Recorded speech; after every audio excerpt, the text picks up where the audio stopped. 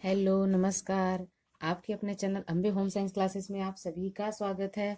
तो आज मैं आप सभी लोगों को रिपब्लिक डे की ढेर सारी शुभकामनाएं देना चाहती हूँ, क्योंकि आप सभी लोग स्टूडेंट हैं और स्टूडेंट के लिए आज का दिन बहुत ही महत्वपूर्ण होता है। तो रिपब्लिक डे के बारे में कुछ आप लोग को बताना चाहती हूँ। जब हमारा देश यानी 14 अगस्त 1947 की मध्य रात्रि को आजाद हुआ था, और उस खुशी में हम 15 अगस्त मनाते हैं यानी स्वतंत्रता दिवस के रूप में मनाते हैं। और 26 जनवरी को हम गणतंत्र दिवस के रूप में मनाते हैं, यानी इस दिन हमारा संविधान लागू हुआ था। और ये संविधान को बनाने में 2 वर्ष 11 माह और 8 दिन लगे थे। इसकी अध्यक्षता डॉक्टर भीमराव अंबेडकर के द्वारा की गई। और ये संविधान बनाने के लिए डॉक्टर भीमराव अंबेडकर ने कई देशों के संविधान को पढ़ा, उसके बाद ही फिर इसका निर्माण किया गया। और इसके निर्माण में 2 वर्ष 11 माह 8 दिन लगे थे।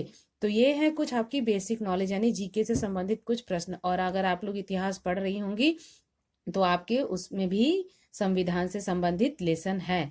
तो आप सभी लोग आज के दिन को अच्छे से एंजॉय करिए, क्योंकि आज तो आप सबको मस्ती करना ही चाहिए।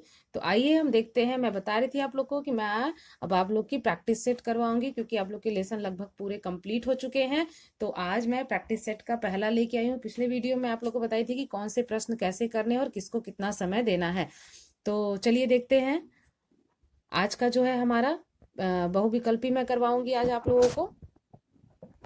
तो इसमें से पहला प्रश्न है बहुविकल्पी का।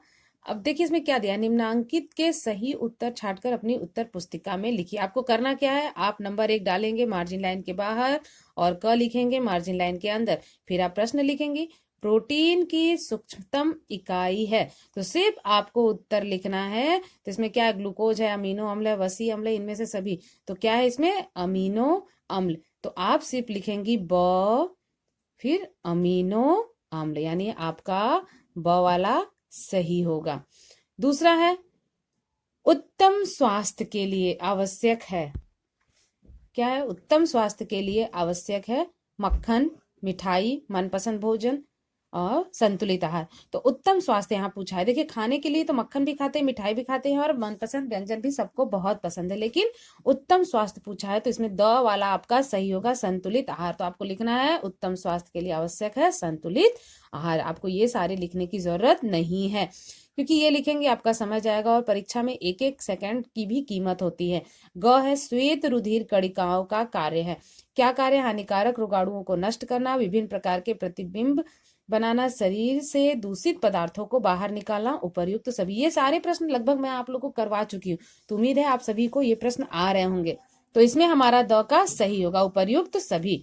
घ है, अश्रु ग्रंथियां पाई जाती हैं। कहां पर पाई जाती हैं, वृक्क में, आमाशय में, आंखों में और हृदय में। तो अश्रु ग्रंथि पूछा है तो अश्रु ग्रंथि मतलब कहाँ पाई जाती है, तो अश्रु है तो मतलब आंख में। इसमें तो कुछ आपको सोचना ही नहीं है।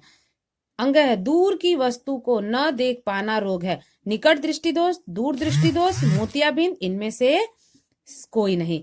तो देखिए क्या है, दूर दृष्टि दोष दिया है ना, तो जब दूर दिया है तो उसका उल्टा होता है। अगर नेत्र से रिलेटेड प्रश्न पूछता है दूर दृष्टि दोष या निकट दृष्टि दोष, तो उसका उल्टा करिएगा। दूर दृष्टि पूछा है तो यहाँ पे उत्तर क्या होगा, निकट दृष्टि दोष।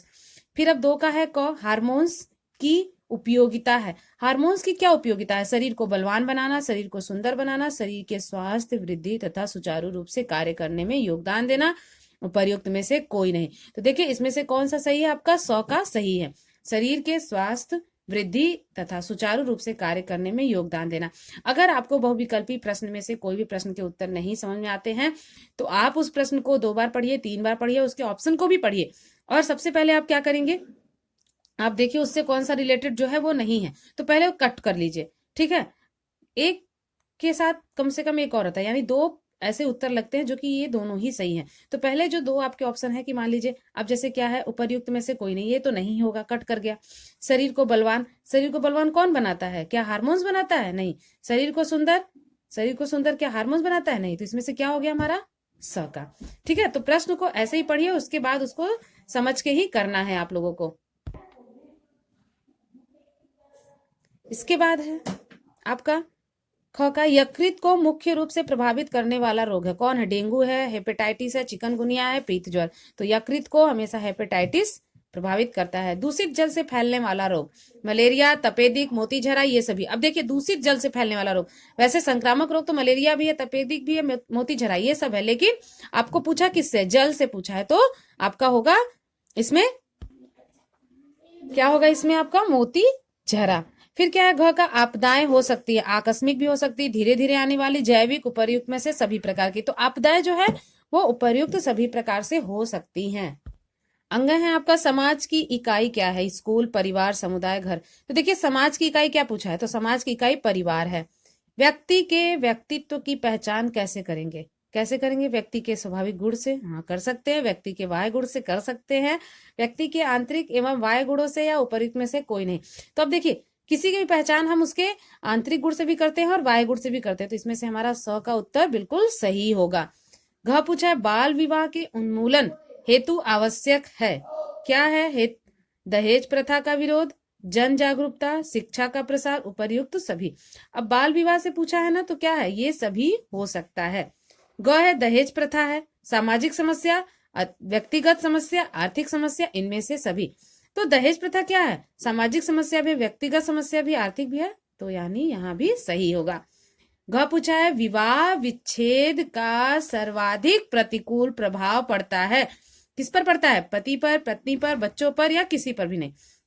तो देखिए जहां भी विवाह विच्छेद की बात होती है वहां पति और पत्नी पर प्रभाव तो पड़ते ही है, लेकिन अगर आपको लगता है कि इसमें से कौन सा सही है, तो बच्चों पर ज्यादा प्रभाव पड़ता है।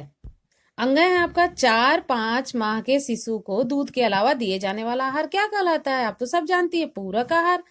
चौथा का क है शिशु मृत्यु का आशय है जन्म लेते ही मृत्यु हो जाना, स्कूल जाने के पूर्व, या जन्म से शैशवावस्था तक की अवधि में होने वाली मृत्यु, या उपर्युक्त में से कोई नहीं। तो मैं आप लोग को बताई थी ना कि जो शिशु मृत्यु दर होता है, जन्म के 1 वर्ष तक के जितने भी शिशु मरते हैं उन्हें शिशु मृत्यु दर के अंतर्गत रखा जाता है। तो इसमें से आपको क्या होगा? जो है जन्म से शैशवावस्था तक की अवधि में होने वाली जो मृत्यु होती है उसे ही कहते हैं शिशु मृत्यु दर।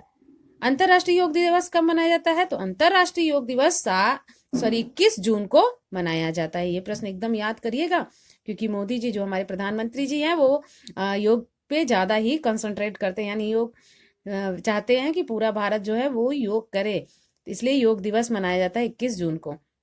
ग है बाल मृत्यु का कारण नहीं है। अब देखिए जहां नहीं वाले प्रश्न होते हैं ना बेटा, उसको एक बार अंडरलाइन कर लिया करिए और नहीं को पहले समझा करिए। इसमें नहीं पूछा है, हम लोग क्या करते हैं झटके से बाल मृत्यु के कारण है, फटाक से। अब इसमें जो भी हमको सही लगे हम इसको कर देंगे, लेकिन ये चीज ध्यान रखिएगा, ज्यादातर हम फंसते हैं नहीं वाले में, और ये नहीं वाले प्रश्न इसीलिए आते ही उलझाने के लिए।